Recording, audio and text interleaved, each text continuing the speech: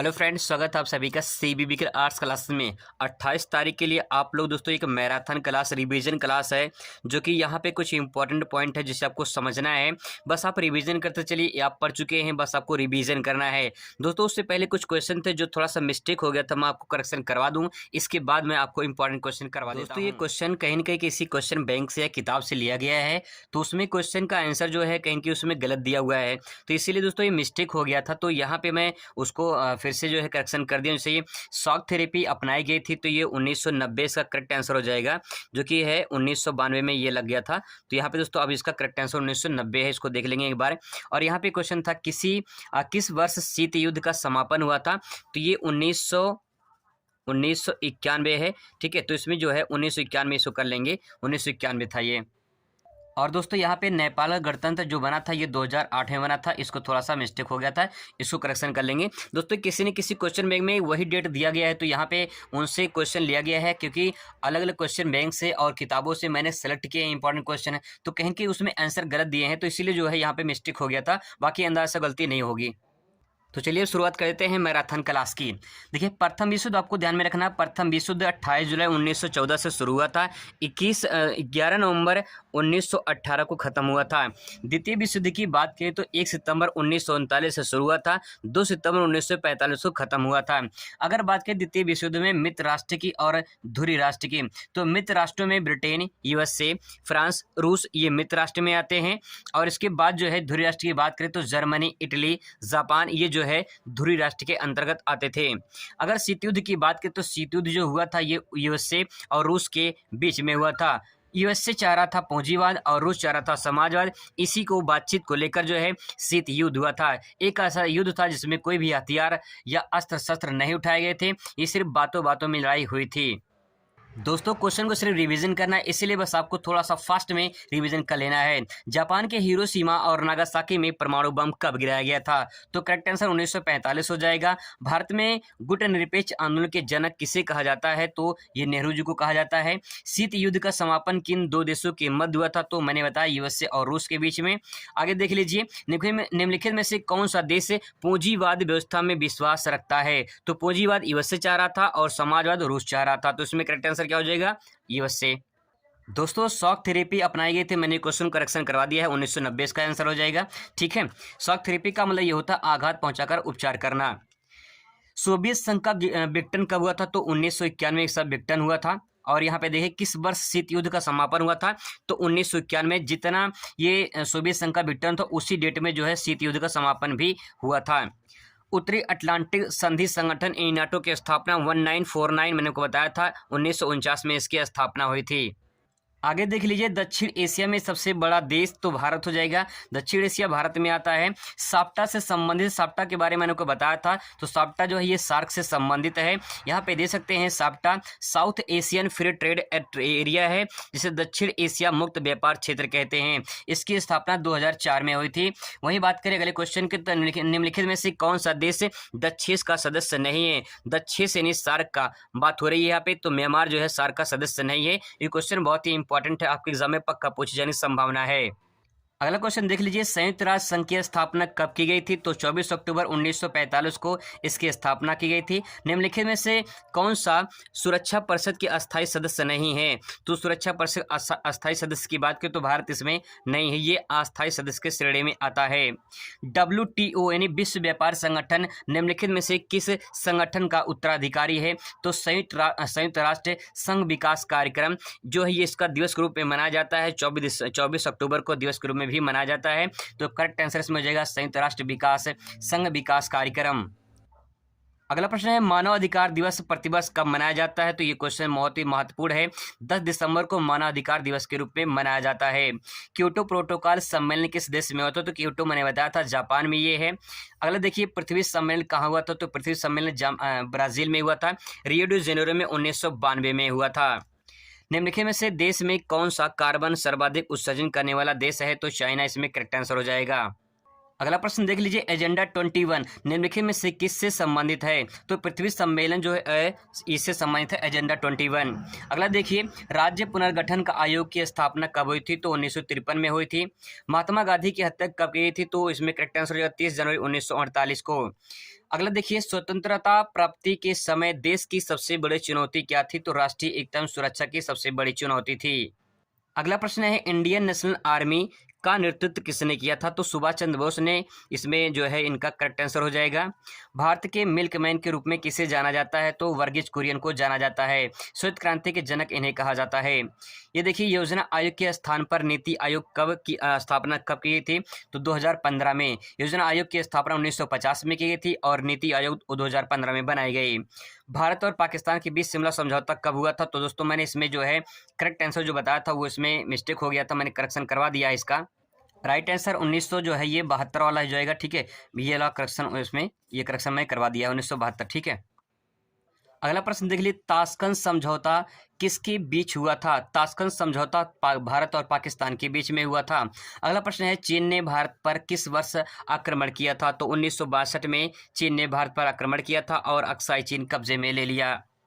निम्नलिखित में से कौन सा 1965 में भारत पाकिस्तान के युद्ध में समय भारत प्रधानमंत्री थे? तो लाल बहादुर शास्त्री जो है 1965 में, ये करेक्ट आंसर हो जाएगा। स्वाधीनता से पहले बांग्लादेश किस देश का हिस्सा था? तो पूर्वी पाकिस्तान के रूप में जाना जाता था, जो पाकिस्तान का हिस्सा था। अगला प्रश्न है, संपूर्ण क्रांति के जनक कौन है? तो जयप्रकाश नारायण इसमें करेक्ट आंसर हो जाएगा। भारत के संविधान के किस अनुच्छेद के अंतर्गत आपातकाल की घोषणा की जाती है? तो 352 अनुच्छेद में जो है आपातकाल की घोषणा की जाती है। कुछ फैक्ट पॉइंट मैंने आपको बताए थे कि 25 जून 1975 को भारत में आपातकाल की घोषणा की गई थी। राष्ट्रपति के अधिकार में जो आपातकाल होता है ये राष्ट्रपति के अधिकार में होता है। प्रधानमंत्री इंदिरा गांधी थी जब भारत में राष्ट्रपति जो है मतलब जब आपातकाल लगा था 1975 में, तो इंदिरा गांधी थी प्रधानमंत्री और राष्ट्रपति थे डॉक्टर फखरुद्दीन अहमद, ठीक है। डॉक्टर फखरुद्दीन अली अहमद जो है उस टाइम पे राष्ट्रपति थे। अगला देखिए, गैर कांग्रेसवाद का नारा किसने दिया था? तो डॉक्टर राम मनोहर लोहिया ने गैर कांग्रेसवाद का नारा दिया था। अगला प्रश्न है, किस वर्ष जनता पार्टी केंद्र में सत्ता में आई थी? तो 1977 में आई थी। मैंने कहा था आपसे कि जनता पार्टी साथ साथ देने आई थी, तो साथ साथ मतलब 1977 हो जाएगा। अगला देखिए, सूचना का अधिकार यानी आरटीआई का आंदोलन किस सन में आरंभ हुआ था? तो 1990 इसका करेक्ट आंसर हो जाएगा। चिपको आंदोलन की शुरुआत किस राज्य से हुई थी? तो उत्तराखंड से हुई थी, जो कि 1973 में पेड़ों के संरक्षण के लिए बनाया गया था, ये आंदोलन चलाया गया था। अगला है, ताड़ी विरोध आंदोलन का संबंध किस राज्य से है? तो आंध्र प्रदेश से इसका करेक्ट आंसर हो जाएगा। अगला है, दलित पैंथर का संगठन का उद्देश्य किस राज्य से है? तो महाराष्ट्र, इसमें करेक्ट आंसर हो जाएगा।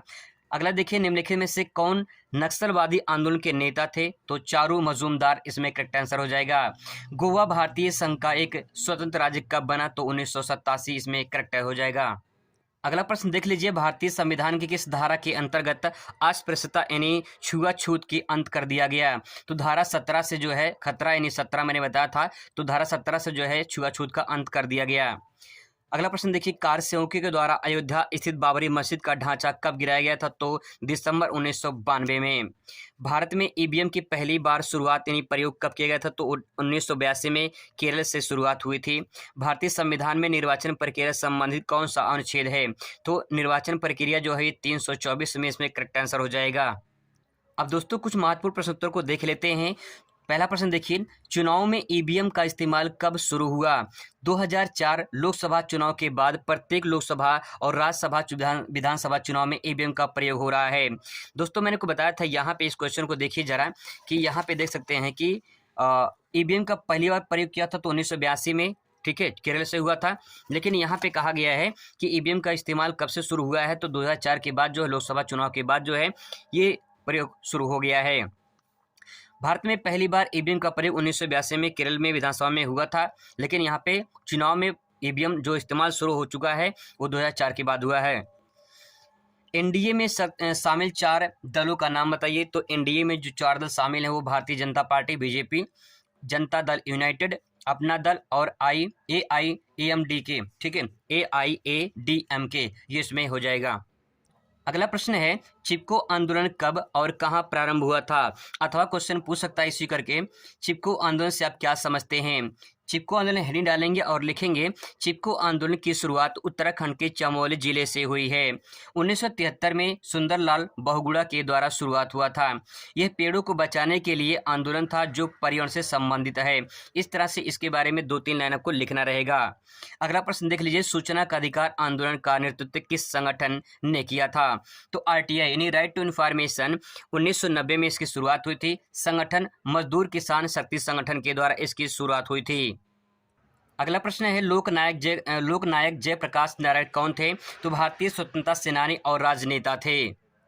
गरीबी हटाओ का नारा भारत के किस प्रधानमंत्री ने दिया था? तो श्रीमती इंदिरा गांधी ने गरीबी हटाओ का नारा दिया था। अगला है, पंचशील का कार्य क्या तात्पर्य है? पंचशील से आपसे समझ सवाल पूछ सकता है। पंचशील समझौता कब और किन देशों के बीच हुआ था? इसका उत्तर लिखेंगे, पंचशील एक सिद्धांत है। इस पर भारत की विदेशी नीति आधारित है। इसका मुख्य उद्देश्य विभिन्न देशों के मध्य शांति एवं सह अस्तित्व को प्रोत्साहित करना है। 29 अप्रैल 1954 को पंडित जवाहरलाल नेहरू ने चीन के प्रमुख चाउ एन लाई के मध्य समझौता हुआ था। तो 2 पॉइंट ध्यान रखिएगा कि पहला कि जवाहरलाल नेहरू और चीन के प्रमुख चाउ एन लाई के मध्य जो है ये पंचशील समझौता हुआ था। अगला प्रश्न दोस्तों इंपॉर्टेंट है, ध्यान रखिएगा इसको। गुट निरपेक्षता का क्या अर्थ है? हेडिंग डालेंगे गुट निरपेक्षता, इसके बारे में लिखेंगे किसी भी शक्ति गुट में शामिल न होने तथा अपनी विदेशी नीति को स्वतंत्रता संचालन करने की नीति को गुट निरपेक्षता कहते हैं। बस आप इतना समझ जाइए, गुट निरपेक्षता का तात्पर्य यह है कि आप जो गुट बना रहे हैं, आप किसी गुट में शामिल ना होकर अपने शक्ति पे भरोसा कर रहे हैं, अपने गुट में भरोसा कर रहे हैं और उसी के आधार पे अपना जो है संचालन कर रहे हैं, तो उसी गुट निरपेक्षता कहते हैं। अगला प्रश्न है, भारतीय विदेशी नीति के किन्हीं 2 मूल सिद्धांतों का उल्लेख कीजिए। तो भारतीय विदेशी नीति के 2 सिद्धांत यहाँ पे ले सकते हैं। पहला, विश्व शांति तथा बंधुत्व की भावना। अगर विदेशी नीति अपनाई जा रही है तो कहीं न कहीं विश्व शांति की भावना होनी चाहिए और बंधुत्व मतलब भाईचारे की भावना होनी चाहिए। दूसरा पॉइंट ले सकते हैं, सभी देशों के मध्य भाईचारे की भावना यहाँ पे होनी चाहिए। तो ये दोनों पॉइंट यहाँ पे लिख सकते हैं। भारत में योजना आयोग की स्थापना कब की गई थी? तो ध्यान रखिएगा, भारत में योजना आयोग की स्थापना योजना आयोग 1950 में बनाई गई थी। इसको नीति आयोग कब किया गया? 2015 में। जब योजना आयोग की स्थापना की गई थी उस टाइम पे अध्यक्ष पंडित जवाहरलाल नेहरू थे और 2015 में यानी अब तक जो है नरेंद्र मोदी जी हैं। अगला प्रश्न देखिए, प्रथमा योजना जो काल है ये क्या था? प्रथम पंचवर्षीय योजना काल कब चलाया गया था या कब शुरू हुआ था? तो 1951 से लेकर 1956 तक। इसके बाद क्वेश्चन पूछ सकता है ऑपरेशन फ्लड से क्या संबंधित है या ऑपरेशन फ्लड किसे कहते हैं या किससे संबंधित है, ये भी इस तरह से पूछ सकता है। तो ऑपरेशन फ्लड दुग्ध उत्पादन से संबंधित है। इसे श्वेत क्रांति के नाम से जाना जाता है। अगला प्रश्न दोस्तों बहुत ही महत्वपूर्ण है, सतत विकास से क्या समझते हैं? सतत विकास का तात्पर्य है यह एक ऐसी प्रक्रिया है जिसे कोई भी देश प्रदेश अपने संसाधनों का भविष्य की पीढ़ियों के लिए बनाए कर रखता है। आप बस इतना समझ लीजिए, सतत पोषण विकास का मतलब ये होता है कि जो भी संसाधन हमारे पास वर्तमान में मौजूद हैं आप उसे इस्तेमाल करिए, लेकिन इस प्रकार से इस्तेमाल करना है कि आने वाले पीढ़ी के लिए बचा रहे। इसे ही सतत पोषण विकास कहा जाएगा। अगला प्रश्न है, मिश्र अर्थव्यवस्था क्या है? तो मिश्र अर्थव्यवस्था हेडिंग डालेंगे और लिखेंगे इसके बारे में, जब सार्वजनिक यानी गवर्नमेंट सेक्टर और निजी यानी प्राइवेट सेक्टर मिलकर विकास करे तो उसे मिश्र अर्थव्यवस्था कहते हैं। इस बात को दूसरे तरीके से भी ले सकते हैं, विकास के लिए पूंजीवाद और समाजवाद का मॉडल देश में लागू किया जाए तो ऐसी अर्थव्यवस्था को मिश्र अर्थव्यवस्था कहते हैं, यानी मिक्स्ड इकोनॉमी। अगला प्रश्न देख लीजिए, भारत में नियोजन के लिए 2 उद्देश्य लिखिए। तो भारत में नियोजन का मतलब होता है किसी काम को योजनाबद्ध तरीके से करना, भविष्य के संबंध में पूर्वानुमान लगाना, जो भविष्य का संबंध है उसका पूर्वानुमान लगाना है, कार्यकुशलता में वृद्धि करना है। यानी भारत में जो भी नियोजन करना है, जैसे परिवार नियोजन है, आर्थिक नियोजन है, उसको भविष्य में ये हम अनुमान लगा लें कि भविष्य में क्या होने वाला है, उसके बाद हमें प्लान बनानी है। जैसे आपको बोर्ड पेपर में पास होना है तो आप पहले प्लान बनाइए कि इस प्रकार से तैयारी करें कि हम बोर्ड पेपर में अच्छे नंबर से पास हो जाएं। तो आपको भविष्य के संबंध में पूर्वानुमान लगाना है पहले से कि किस प्रकार से तैयारी करनी है। कार्यकुशलता की वृद्धि, देखिए मेहनत करेंगे तभी आप पास हो सकते हैं, तो कहेंगे कार्यकुशलता में वृद्धि आपके पास होना चाहिए। अगला प्रश्न देखिए, किस राजनेता को सीमांत गांधी के नाम से जाना जाता है? तो खान अब्दुल गफ्फार खान को सीमांत गांधी के रूप में जाना जाता है। किन्हीं दो रियासतों के नाम लिखिए जिन्होंने स्वतंत्रता के बाद भारत में विलय का विरोध किया।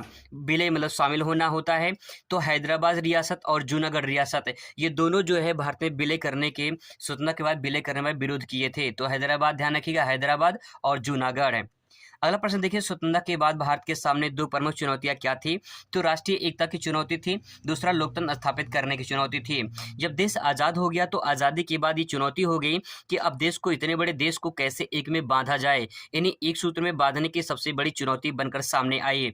दूसरा ये है कि देश में लोकतंत्र स्थापित कैसे किया जाए, यानी जनता की सरकार कैसे स्थापित किया जाए, जनता सरकार कैसे चुनेगी, उसकी बड़ी चुनौती थी। अगला प्रश्न देखिए, वैश्विक पर्यावरण की समस्या के दो कारण लिखिए। तो आप लिख सकते हैं वैश्विक इन्वायरमेंट में, यानी ग्लोबल इन्वायरमेंट में क्या समस्याएं होने वाली हैं। जैसे ओजोन परत के क्षय होने की चिंता, ये सबसे बड़ा कारण हो जाएगा। और ग्लेशियर पिघलने की चिंता। ग्लेशियर का तात्पर्य होता है बर्फ की जो चट्टानें होती हैं वो अगर पिघल जाएगा तो समुद्र का जलस्तर बढ़ जाएगा, और अगर समुद्र का जलस्तर बढ़ गया तो कहीं न कहीं जो तटीय द्वीप हैं या फिर तट वाले स्थल हैं कहीं न कहीं वो डूब जाएंगे। अगला प्रश्न देखिए, भारत में मूल निवासियों के लिए किन्हीं किस शब्द का प्रयोग किया जाता है? तो मूल निवासी को आदिवासी और जनजाति के रूप में जाना जाता है। अगला प्रश्न है, संयुक्त राष्ट्र संघ के किन्हीं दो अंगों का नाम लिखिए। संयुक्त राष्ट्र संघ के दो अंग पूछ सकता है, मैंने यहाँ पे 4 लिखे हैं, आप चारों में से कोई दो एक अंग लिख सकते हैं। जैसे पहला है सुरक्षा परिषद, दूसरा है अंतर्राष्ट्रीय न्यायालय, तीसरा महासभा और जो है महासचिवालय। ये चारों पॉइंट आप में से दो में से कोई आप में से पूछेगा, दो पूछेगा तो आप दो लिख देना, अगर 4 पूछ रहा है तो चारों लिख देना। अगला देखिए, उत्तरी अटलांटिक संधि संगठन नाटो की सदस्य देश का नाम लिखिए। तो फ्रांस, कनाडा, दो देशों का नाम पूछा है, तो दो देशों का नाम है फ्रांस, कनाडा, इसमें लिख देना है। 1949 में इसकी स्थापना हुई थी। लघुत्तरीय प्रश्न की बात करें दोस्तों, यहाँ पे दे सकते हैं लघुत्तरीय फर्स्ट में फर्स्ट और सेकंड दो पूछा जाएगा आपसे।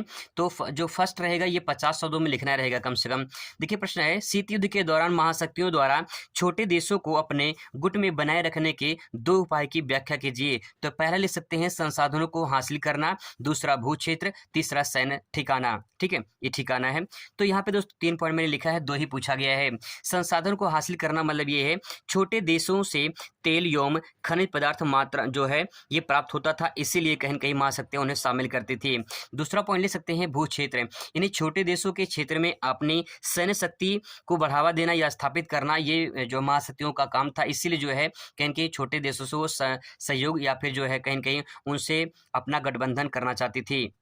अगला है सैन्य ठिकाना, यानी सैन्य मतलब सैनिक के लिए ठिकाना। छोटे देशों में अपने सैन्य ठिकानों को बनाकर दोनों महाशक्तियां एक दूसरे की जासूसी कर सकती थी, इसीलिए छोटे देश को अपने में गुट में शामिल कर लिया। यहाँ पे दे सकते हैं लघुत्तरीय जो प्रश्न है आपसे 50 शब्दों में पूछा जाएगा, फर्स्ट वाला। सेकेंड वाला कम से कम 100 और 125 शब्दों में आपको लिखना होगा। 100 का मतलब 1 पेज में और 125 शब्दों का मतलब 1.5 पेज में आपको लिखना पड़ेगा। प्रश्न है, महाशक्तियां छोटे देशों के साथ सैन्य गठबंधन क्यों रखती थी? तो यहाँ पे पहला पॉइंट ले सकते हैं, हथियारों का सौदा आसानी से हो इसीलिए महागठबंधन करती थी। दूसरा पॉइंट ले सकते हैं, छोटे देशों में सैनिक हवाई अड्डे स्थापित करने के लिए। और तीसरा पॉइंट ले सकते हैं, संसाधनों का इस्तेमाल करने के लिए। तो यहाँ पे इसके अंदर थोड़ा सा 2-2 3-3 लाइन लिखेंगे तो कहीं ये सेंटेंस पूरा परफेक्ट बन जाएगा। अगला प्रश्न देखिए, शीत युद्ध क्या है? शीत युद्ध के दौरान किन किन या कौन कौन से संकट सामने आए थे? तो इसमें देखिए पहला पॉइंट ले सकते हैं, सोवियत संघ यानी रूस द्वारा अमेरिका की आलोचना करना। ये पहला फैक्ट हो जाएगा कि जो है शीत युद्ध के बारे में चर्चा कर चुके हैं, तो इसको आप लिख लीजिएगा अलग से। यहाँ पे हम लोग यहाँ पे लिख रहे हैं संकट सामने कौन कौन से आए थे, तो पहला पॉइंट हो जाएगा सोवियत संघ रूस द्वारा अमेरिका की आलोचना करना, यानी जो रूस है अमेरिका की आलोचना कर रहा था, इसीलिए शीत युद्ध सामने आया है। अगला पॉइंट है बर्लिन की घेराबंदी की नीति, यानी बर्लिन जो जर्मनी है, जर्मनी की राजधानी है बर्लिन। ठीक है, तो बर्लिन की घेराबंदी की नीति अपनाई गई थी, तो इसीलिए जो है ये शीत युद्ध सामने आया था। पेरिस शिखर सम्मेलन का असफलता, फ्रांस की राजधानी है पेरिस, यहाँ पे एक सम्मेलन हुआ था, वो असफल होने के कारण कहीं न कहीं शीत युद्ध का बढ़ावा दिया है। U2 का मतलब होता है, इसकी एक घटना हुई थी जो अमेरिका का विमान था जो जिसे रूस ने मार गिराया था, तो जिसके कारण शीत युद्ध का कारण हुआ था। अगला पॉइंट ले सकते हैं, सोवियत संघ द्वारा पश्चिम की नीति विरोध करना, यानी जो सोवियत संघ यानी रूस जो है ये पश्चिमी की नीति विरोध करना, तात्पर्य है कि पश्चिम से वो कहीं कहीं रूस चाह रहा था साम्राज्यवाद, तो इसीलिए पश्चिम की नीति से कहीं कहीं वो अमेरिका खिलाफ था, इसीलिए शीत युद्ध सामने आया था। दोस्तों ये क्लास मैराथन है और रिवीजन क्लास है, इसलिए मैं ज़्यादा फोकस टाइम नहीं ज़्यादा फोकस नहीं कर रहा हूँ। आपको मैं समझा चुका हूँ पहले, इसलिए मैं बस रिवीजन कर रहा हूँ। अगर आप जो समझाने वाले वीडियो से नहीं देखे, अगर आपको समझ में नहीं आ रहा होगा तो समझाने वाले वीडियो ज़रूर देखिए, क्योंकि ये मैराथन क्लास है और ये इसमें रिवाइज करना है बस हमको कि क्या क्या पॉइंट इसमें ऐड कर सकते हैं। देखिए प्रश्न देखिए, शीत युद्ध के उदय के प्रमुख कारणों का वर्णन कीजिए। शीत युद्ध का क्या कारण था कि जो उदय हुआ? तो पहला देखिए, संदेह की भावना। संदेह की भावना का मतलब ये होता है शक की भावना करना। अगर दो देश हैं, दो देश का मतलब ये है यानी यूएसए और रूस, ठीक है, इन दोनों में संदेह की भावना थी, क्योंकि रूस चाह रहा था स्वराज्यवाद समाजवाद और जो है अमेरिका चाह रहा था पूंजीवाद। इन्हीं संदेह के भय में ये युद्ध सामने आया था। अगला पॉइंट लिखिए, विरोधी विचारधारा। विरोधी विचारधारा का मतलब ये है, मैंने बताया आपको कि रूस चाह रहा था समाजवाद और अमेरिका चाह रहा था पूंजीवाद, दोनों की विचारधारा आपस में नहीं मिल रही थी, इसीलिए ये कारण बना शीत युद्ध का। जर्मनी के घटनाक्रम। जर्मनी के घटनाक्रम जो है कहीं न कहीं शीत युद्ध का कारण बना है। अगला पॉइंट लिख सकते हैं, शांति समझौते पर परस्पर मतभेद। तो शांति जो समझौता हुआ इस पे परस्पर मतभेद होता रहा। अगला पॉइंट लिख सकते हैं, संयुक्त राष्ट्र संघ की कमजोर स्थिति। मतलब संयुक्त राष्ट्र जो संघ है ये दोनों महाशक्तियों रूस को अमेरिका को समझाता रहा, लेकिन ये दोनों समझे नहीं, तो ये कमजोर स्थिति बनती चली गई, इसीलिए शीत युद्ध सामने आया। अगला देख लीजिए, सोवियत संघ के विघटन के कारण लिखिए। तो सोवियत संघ का जो विघटन हुआ था इसका क्या कारण था? तो इसमें पहला पॉइंट आप नोट डाउन कर सकते हैं, सोवियत संघ की अर्थव्यवस्था खराब थी। तो जो सोवियत संघ है यानी रूस की बात हो रही है यहाँ पे, इसकी अर्थव्यवस्था खराब हो गई थी, इसीलिए विघटन का मतलब अलग अलग हुआ, बट गया। दूसरा पॉइंट लिख सकते हैं, सोवियत संघ में खाद्यान्नों का संकट उत्पन्न हो गया था, इसके कारण जो है ये विघटन हो गया। अगला पॉइंट लिख सकते हैं, अफगान संकट भी सोवियत संघ के पतन का कारण बना। कभी कभी ऐसा होता है किसी दूसरे की करनी होती है, भुगताना किसी और को करना पड़ता है। वही कारण यहाँ पे है कि अफगान में संकट उत्पन्न हुआ और भुगतान करना पड़ा रूस को, तो इसीलिए यहाँ पे पॉइंट ये ऐड कर सकते हैं। अगला पॉइंट है, सोवियत संघ ने बाल्टिक गणराज्यों को रूस के अंतर्गत विलय होने की इच्छा के विरुद्ध था। यानी जो बाल्टिक देश थे, मैंने इसमें बताया था, बाल्टिक देश में से लाटविया है, लिथुआनिया है और जो है एस्टोनिया है, ये देश थे, कुछ बाल्टिक देश थे जिन्होंने रूस में शामिल होने से मना कर दिया था, तो इसीलिए जो है इनकी इच्छा के विरुद्ध, तो ये भी विघटन का कारण बन गया। साम्य दल की शक्ति के निरंतर पतन होता गया। जो साम्य दल थे, साम्य दल की जो है इनकी शक्ति का निरंतर पतन होता चला गया, खत्म होते चले गए, यही कारण था कि विघटन कहीं कहीं सामने आया।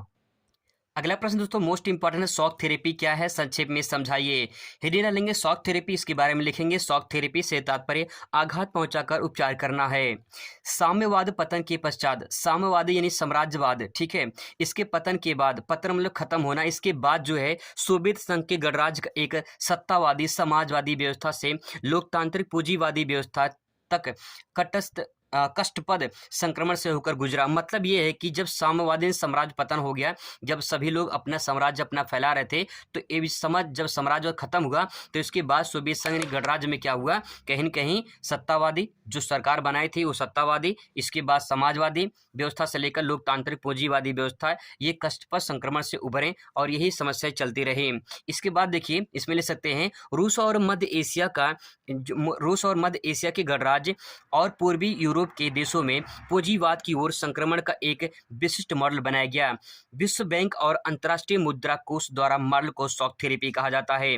मतलब ये है कि इसमें जो विश्व बैंक है और अंतर्राष्ट्रीय मुद्रा कोष है, इन्होंने क्या किया, रूस और मध्य एशिया के गणराज्यों को पूर्वी जो यूरोप था उन देशों के पूंजीवाद, ठीक है, यानी जो है एक प्राइवेटेशन जो होती है, जिसे प्राइवेट करना होता है, वो पूंजीवाद और संक्रमण का एक विशिष्ट मॉडल बनाया गया कि भैया अब जो चीज़ है हमारे पास वो पूंजीवाद यानी कैपिटल यानी प्राइवेटेशन हो जाएगी, प्राइवेट हो जाएगी। तो विश्व बैंक और अंतर्राष्ट्रीय मुद्रा कोष के मॉडल को शॉक थेरेपी कहा जाता है। ये कहीं न कहीं दोस्तों बहुत बड़ा इंपॉर्टेंट फैक्ट था। आगे देखिए मार्शल योजना क्या है। द्वितीय विश्व युद्ध के बाद यूरोप के देशों में मेल मिलाप को द्वितीय शीत युद्ध से भी सहायता प्राप्त हुआ। अमेरिका में यूरोप की अर्थव्यवस्था को पुनर्गठन के लिए सहायता के जिसे मार्शल योजना बनाएगी। मतलब ये था मार्शल योजना के अंतर्गत सन 1948 में यूरोपीय आर्थिक सहयोग संगठन की स्थापना की गई। इसमें कहा गया जो द्वितीय विश्व युद्ध के बाद यूरोप के देशों में मेल मिलाप के शीत युद्ध में सहायता प्राप्त हुआ। अमेरिका ने यूरोप की इस अर्थव्यवस्था को पुनर्गठन के लिए सहायता से जिसे मार्शल योजना बनाया। यानी अमेरिका जो यूरोप था, इसमें यूरोप के कुछ ऐसे देश थे जो द्वितीय विश्व युद्ध से प्रभावित थे, इनकी सहायता के लिए अर्थव्यवस्था को पुनर्गठन के लिए जो नियम बनाया वो अमेरिका ने बनाया और उस नियम को मार्शल नियम या मार्शल योजना के नाम से जाना जाता है। इन तीनों प्रश्नों में से दोस्तों भारत नेपाल के संबंधों पर टिप्पणी लिखिए, भारत पाकिस्तान के संबंधों पर टिप्पणी लिखिए, भारत चीन संबंधों के पर टिप्पणी लिखिए, या फिर पूछ सकता है दक्षिण एशिया की क्या है, दक्षिण एशिया में स्थित देशों के लोकतंत्र में रिकॉर्ड क्या रहा है। ऐसा क्वेश्चन दोस्तों आपको देखने को मिल सकता है। भारत और चीन संबंधों के बारे में मैंने आपको बताया था पिछले वीडियो में, उसको आप जरूर देखिए। अंतर्राष्ट्रीय मुद्रा कोष का कार्य क्या है, ये क्वेश्चन आपसे पूछ सकता है। देखिए अंतर्राष्ट्रीय मुद्रा कोष यानी इसको बोलते हैं IMF, इंडियन इसको बोलते हैं इंटरनेशनल मॉनेटरी फंड, मतलब अंतर्राष्ट्रीय मुद्रा कोष की स्थापना 1944 में हुई थी। आर्थिक सहायता के लिए शीत युद्ध के बाद विश्व की अर्थव्यवस्था में अहम भूमिका निभाई थी। कौन? अंतर्राष्ट्रीय मुद्रा कोष। वित्तीय व्यवस्था की देखरेख और वैश्विक स्तर पर अंतर्राष्ट्रीय मुद्रा कोष के द्वारा की जा रही है, यानी की जा रही थी। देखिए द्वितीय विश्व युद्ध के दौरान प्रभावित देशों को आर्थिक सहायता के लिए 1944, ठीक है, ये 1944 से ध्यान रखिएगा, 1944 में विश्व बैंक और अंतर्राष्ट्रीय मुद्रा कोष की स्थापना की थी। अमेरिका के न्यू हैम्पशायर, ब्रिटेन, ये लिखा है ब्रिटेन, ब्रिटेन नहीं है ब्रिटेन है, ब्रिटेन वुड्स समझौते या सम्मेलन में इन दोनों की स्थापना की गई थी, यानी विश्व बैंक की और अंतर्राष्ट्रीय मुद्रा कोष की स्थापना की गई थी। विश्व बैंक और अंतर्राष्ट्रीय मुद्रा कोष, इनका काम था द्वितीय विश्व युद्ध के दौरान जो देश प्रभावित हुए हैं उनको आर्थिक सहायता प्रदान करना, इसलिए इन दोनों की स्थापना की गई थी। दोस्तों मैंने कुछ क्वेश्चन आपको बताया था, जैसे पृथ्वी सम्मेलन पर संक्षिप्त टिप्पणी लिखिए, वैश्विक राजनीति में पर्यावरण की चिंता क्यों आवश्यक है, देशी रियासतों के विलय पर टिप्पणी लिखिए, भारत विभाजन का क्या परिणाम हुए हैं, द्विराष्ट्रीय सिद्धांत के संक्षेप में विवेचना कीजिए, हरित क्रांति क्या थी, संक्षेप में टिप्पणी लिखिए, हरित क्रांति क्या थी, इसकी सकारात्मक नकारात्मक परिणाम का उल्लेख कीजिए, पंचशील प्रमुख सिद्धांतों का उल्लेख कीजिए। इस बारे में क्वेश्चन दोस्तों इस टाइप से क्वेश्चन आपसे पूछा जा सकता है। चलिए कुछ महत्वपूर्ण द्विगोत्रीय प्रश्न को दोस्तों कवर कर लेते हैं। यहाँ पे देखिए भारत चीन संबंधों पर मैंने बता दिया आपको, मैं अब फिर से आपको बता दे रहा हूँ कि भारत चीन संबंधों पर प्रकाश डालिए, अथवा करके उसको क्वेश्चन पूछ सकता है भारत चीन संबंधों के बीच जो है मुद्दा जो है क्या है, इसके बारे में क्वेश्चन पूछ सकता है। भारत चीन संबंधों का संक्षिप्त वर्णन कीजिए, ऐसा क्वेश्चन पूछ सकता है। दोस्तों अगर पूरा नंबर आपको लाना है तो ये डायग्राम भी आपको प्रयोग करना पड़ेगा, क्योंकि डायग्राम से आपका आंसर बहुत परफेक्ट हो जाएगा। इसका जब आंसर लिखेंगे तो कैसे लिखेंगे, देखिए पहले आपको हेडिंग डालना है, पहला नंबर में भारत और चीन संबंध में क्या क्या लिखना है। भारत चीन संबंध के बारे में आप लिख सकते हैं कि भारत और चीन के बीच में कैसे रिलेशनशिप है। आप सभी को अच्छे से पता है कि चाइना हमेशा कहीं न कहीं कुछ न कुछ खुरापात हरकत करता रहता है, जिसके कारण युद्ध की स्थिति बनी रहती है। तो आप इसमें 2-3 लाइन यहाँ पे लिख देंगे। अब यहाँ पे देखिए भारत और चीन के बीच जो सीमा रेखा है उसको बोलते हैं मैकमोहन रेखा। दोस्तों मैकमोहन रेखा जो है ये किन किन राज्यों के बीच में है, तो यहाँ पे दे सकते हैं, ये लद्दाख है, ठीक है, केंद्र शासित प्रदेश लद्दाख, इसके बाद यहाँ पर हिमाचल प्रदेश, ठीक है, ये उत्तराखंड, इसके बाद यहाँ पे देखिए ये आपका सिक्किम हो जाएगा, ठीक है, ये सिक्किम, और इसके बाद यहाँ पे अरुणाचल प्रदेश, यानी 1 2 3 4 ये 4 राज्य और एक केंद्र शासित प्रदेश चीन से सीमा साझा करते हैं।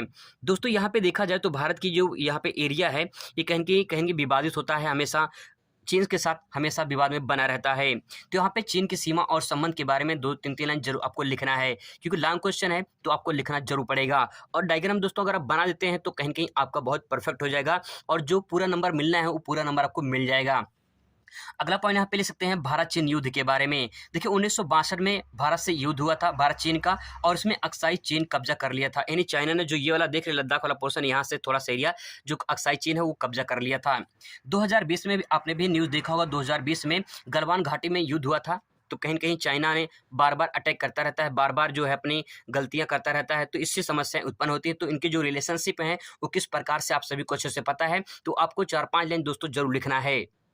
इसके बाद दोस्तों यहाँ पे देख सकते हैं भारत और चीन व्यापार। आप सभी को अच्छे से पता है भारत में जो सामान आते हैं वो कहीं न कहीं चाइनीज़ सामान बहुत ज़्यादा भारी मात्रा में आते हैं। तो भारत और चीन के बीच में व्यापार संबंधों के बारे में आपको यहाँ पे 2-3 लाइन जरूर लिखना है। भारत और चीन सीमा विवाद में हमेशा होते रहते हैं। तो चीन सीमा विवाद में जैसे कि मैंने बताया कि अभी गलवान घाटी में 2020 में हुआ था, तो करंट का डेटा ये है। इस प्रकार से विवाद होते रहते हैं, तो आपको 2-3 लाइन आपको लिख देना है। भारत चीन मतभेद दूर करने के उपाय यहाँ पे ले सकते हैं या सुझाव ले सकते हैं, तो अलग से इसको आपको हेडिंग डालना है और लिखना है कि भारत चीन के मतभेद दूर करने क्या क्या सुझाव दिए जा सकते हैं। जैसे कि अगर नेताओं का आगमन होगा तो कहीं न कहीं नेताओं को जो आगमन होगा तो व्यापारिक संबंध कहीं न कहीं बढ़ेगा, ठीक है। जब नेताओं का आगमन होगा तो उससे जो समस्याएं हैं वो दूर हो जाएंगी। व्यापारिक संबंध में देखिए अगर व्यापारिक संबंध बढ़ता है, रिलेशनशिप बढ़ता है, तो कहीं न कहीं जो मतभेद है वो दूर होने की संभावना बढ़ जाती है। आतंकवाद पर अगर संयुक्त दबाव डाला जाए, मतलब कि चाइना और भारत दोनों मिलकर आतंकवाद से लड़े, तो कहीं न कहीं आतंकवाद को ख़त्म किया जा सकता है। पर्यावरण सुरक्षा संबंधी समस्या जो है ये कहीं न कहीं बात किए तो कार्बन उत्सर्जन में चाइना सबसे आगे है।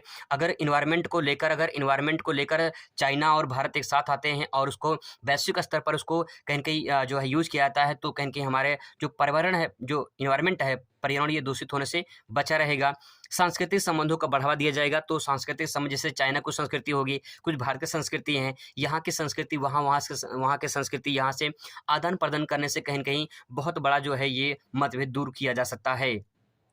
अगला क्वेश्चन दोस्तों यहाँ पे ले सकते हैं, स्वतंत्रता के बाद भारत के समक्ष क्या चुनौतियाँ थीं? अथवा करके इसी क्वेश्चन को पूछ सकता है, स्वतंत्रता प्राप्ति के बाद भारत को लोकतंत्र स्थापित करने में किन-किन चुनौतियों का सामना करना पड़ा? देखिए, स्वतंत्र भारत के पहले आपको 2-4 लाइन लिखना है। स्वतंत्र भारत के बारे में आप सभी को अच्छे से पता, अपने स्कूल कॉलेज में हमेशा आप मनाते रहे हैं 26 जनवरी, 15 अगस्त, तो आपको इतना तो पता होगा भारत कब आज़ाद हुआ था, कौन-कौन लोग थे शामिल हुए थे जो भारत को आज़ादी दिलाने का काम किए थे। तो आपको उसमें 4-5 दोस्तों ज़रूर लाइन लिखना है इसमें, ठीक है? इसके बाद देखिए भारत के समक्ष चुनौतियाँ, क्या-क्या चुनौतियाँ आई? सबसे बड़ी यहाँ पे देख सकते हैं, राष्ट्रीय एकता की चुनौती थी। इतने बड़े देश को एक करना ये बहुत बड़ी चुनौती थी। भारत की आज़ादी के बाद सबसे बड़ी चुनौती थी देश को एक सूत्र में बाँधने की, क्योंकि भारतीय समाज में अनेक विभिन्नताएँ पाई जाती हैं। अलग-अलग संस्कृति, बोली, धर्म को एक सूत्र में बाँधने की बड़ी चुनौती थी। तो भारत में अलग-अलग प्रकार की संस्कृति पाई जाती है, अलग-अलग भाषाएँ अलग-अलग बोली जाती हैं, कहीं न कहीं अलग-अलग धर्म पाए जाते हैं, तो इन सबको एक साथ बाँधने की सबसे बड़ी चुनौती थी। अगला पॉइंट इसमें ले सकते हैं आप, लोकतंत्र स्थापित करने की चुनौती। देखिए बहुत बड़ी समस्या यही थी कि लोकतंत्र कैसे स्थापित हो। पहले तो लोकतंत्र के बारे में 2 लाइन लिखेंगे। लोकतंत्र से तात्पर्य है जिसमें जनता अपने सरकार खुद चुनाव करे, यानी जनता अपने सरकार चुने तो उसे लोकतंत्र कहते हैं। अब्राहम लिंकन ने 2 शब्द इसके बारे में कहा है कि जनता के लिए जनता द्वारा चुना गया सरकार लोकतंत्र कहलाता है। अब देखिए भारत के स्वतंत्रता होने के बाद बड़ी चुनौती लोकतंत्र स्थापित करने की थी। प्रत्येक नागरिक को मतदान को अधिकार प्राप्त किया गया। ये कहीं न कहीं जब लोकतंत्र आया तो लोकतंत्र में ये कहा गया भाई सब जो जनता है वो मतदान कर सकती है और उनको अधिकार दिया गया मत देने का। अगली चुनौती थी विकास की चुनौती। देश में मौजूद संसाधन सभी को समान रूप से प्राप्त हों, जिसके प्रत्येक नागरिक अपना विकास कर सके। संविधान में इस बात का स्पष्ट रूप से जिक्र किया गया है कि सबके साथ समानता का व्यवहार किया जाएगा। तो विकास के संसाधन में ले सकते हैं कि भाई देखिए जब विकास तभी होगा जब विकास में सभी लोग संसाधन का पूरी तरह से उपयोग कर पाएंगे, तभी सबका विकास हो पाए। आगे देखिए गरीबी की चुनौती। अब देखो यहाँ पे देश में गरीबी की बड़ी चुनौती थी और जो व्यक्ति अपने जीवन यापन के लिए मूलभूत आवश्यकताओं की पूर्ति न कर पाए वह गरीबी की श्रेणी में आता है। देश में ऐसे लोगों की संख्या सबसे अधिक मात्रा में है जिनको गरीबी से मुक्ति दिलाना था और है भी। अगला पॉइंट आप यहाँ नोट करेंगे, रोजगार की चुनौती। देश में एक चुनौती यह भी है कि सभी लोगों को रोजगार कैसे मिले। अधिकतर लोग अपने जीवन यापन के लिए कृषि पर निर्भर थे और है भी। वहीं उनका एकमात्र रोजगार साधन था कृषि। तो कहीं कि रोजगार भी एक बहुत बड़ी समस्या बनकर सामने आई। अगला प्रश्न दोस्तों यहाँ पे देख सकते हैं, भारत की विदेशी नीति के प्रमुख उद्देश्य लिखिए। अथवा करके क्वेश्चन पूछ सकता है भारत की विदेशी नीति के आधार पर सिद्धांतों का वर्णन कीजिए। अथवा करके पूछ सकता है भारत की विदेशी नीति का प्रमुख विशेषताएं क्या है, इनके बारे में आपसे पूछ सकता है। देखिए विदेशी नीति हेडिंग डालेंगे, इसके बारे में 2-3 लाइन पहले लिखेंगे।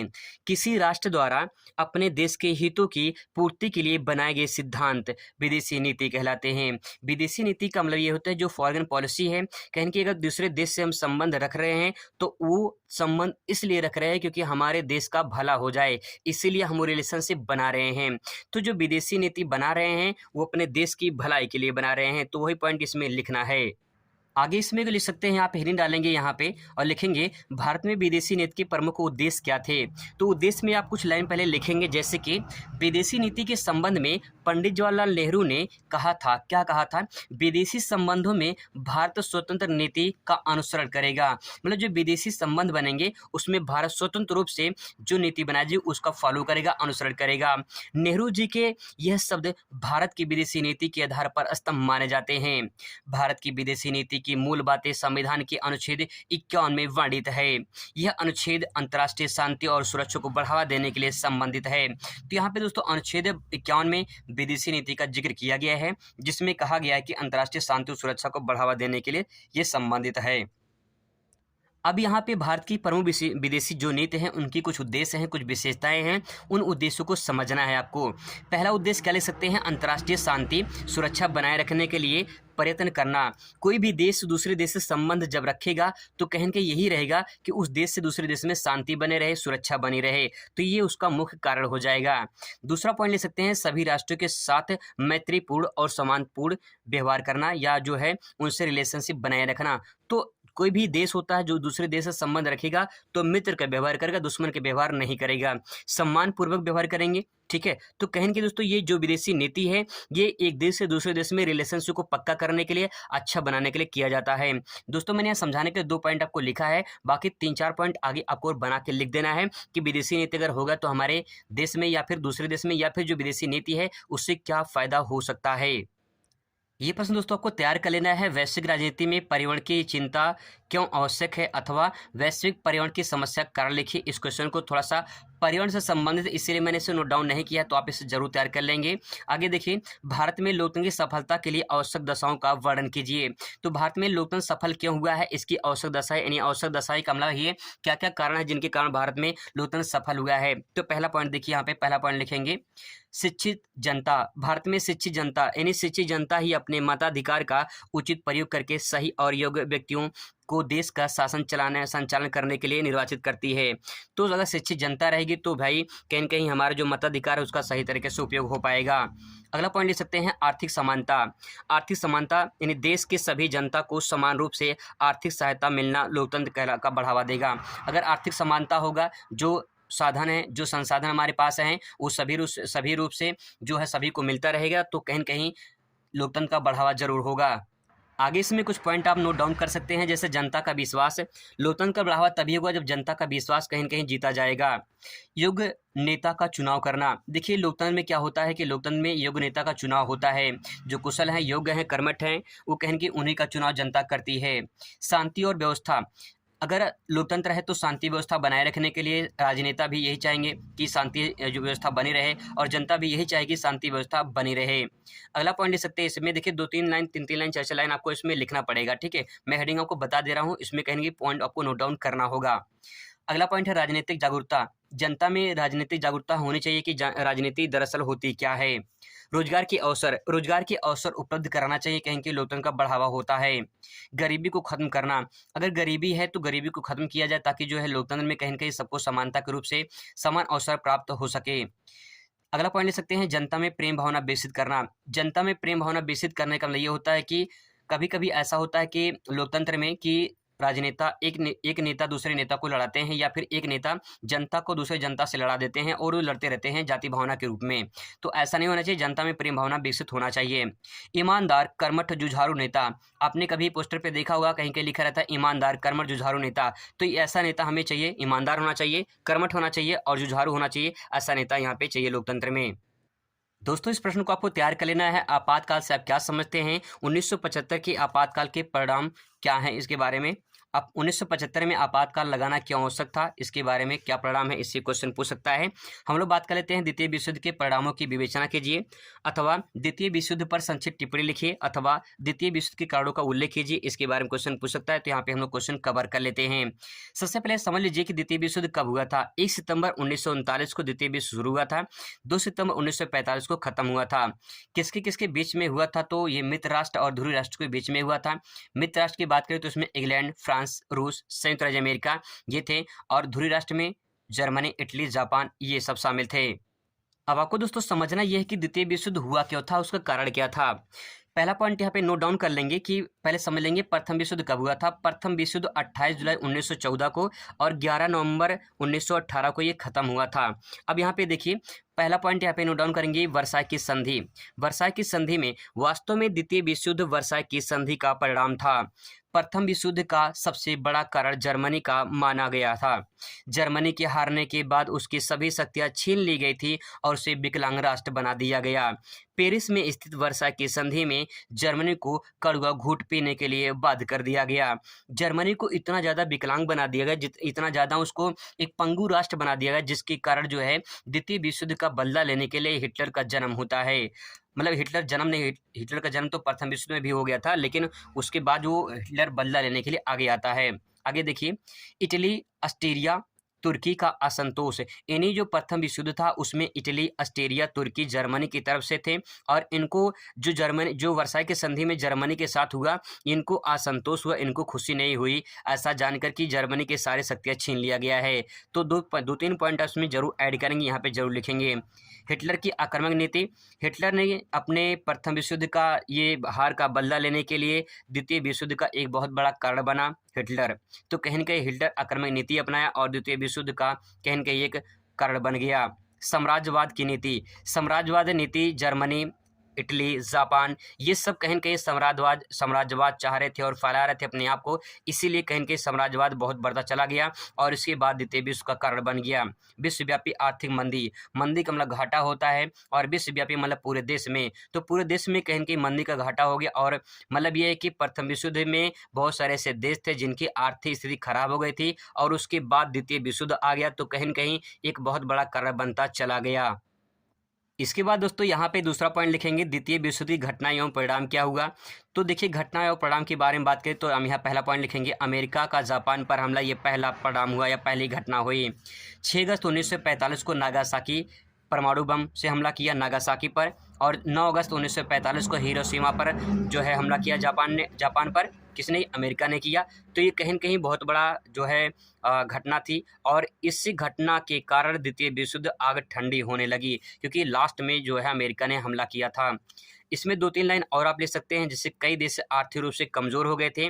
देखिए भाई, जो दो देशों में लड़ाई होती है, किसी भी दो गुटों में लड़ाई होती है, तो कहीं न कहीं दोनों लोग की हानि होती है। तो कई देशों में आर्थिक रूप से वहाँ पे समस्याएँ खड़ी हुई और वो कमज़ोरी मतलब कहीं के सामना करना पड़ा। 2 महाशक्तियों को उदय हुआ। जब द्वितीय विश्व युद्ध खत्म हुआ तो उसके बाद 2 महाशक्ति का उदय हुआ। महाशक्ति में पहला अमेरिका और दूसरा जो है सोवियत संघ यानी रूस की उदय हुआ। जनधन की अपार क्षति हुई। रूस जब ये द्वितीय विश्व युद्ध खत्म हुआ तो जनधन की अपार क्षति हुई, बहुत भारी मात्रा में लोगों की मृत्यु हुई, और बहुत सारे जो है कहीं की बिल्डिंग, घर सब कुछ बर्बाद हो गए।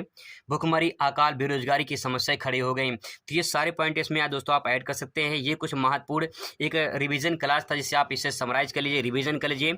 यहीं से दोस्तों आपके क्वेश्चन एग्जाम में देखने को मिलेंगे। आई होप कि आपको वीडियो अच्छा लगा होगा। Thanks for watching.